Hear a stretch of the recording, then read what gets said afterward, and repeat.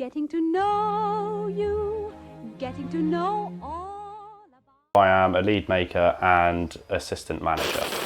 So I did it for 3 years in college and then got an apprenticeship when I left when I was 18, and I've been just moving through a few different jobs until I came here 2 years ago. But I've loved doing woodwork. I've known it's been going to be my job since I was a kid. It's in my blood. All my family members are all carpenters and woodworkers or machinists.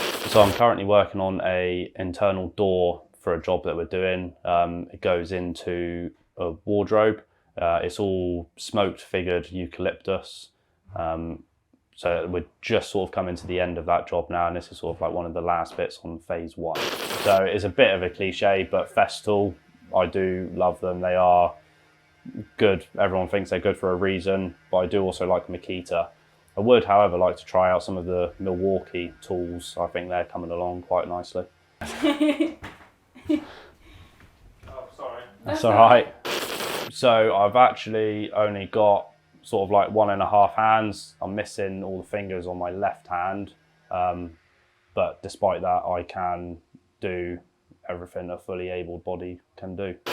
Oh, this our saw that we've got here. It's a Martin T70, I think, but it's all digital and computerized, and I love it. It's amazing. I don't know if I could do my job now without it. My favorite project was a walnut island that we did. It had a really cool pull-out stone worktop.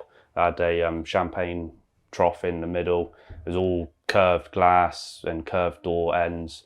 Yeah, that was a challenge, but really good fun. So it wouldn't actually be woodwork, but I'd love to build my own car from the ground up. I don't know what, I've got too many in mind, but like an old sort of JDM classic would be really good fun to do. I'd love to do that one day.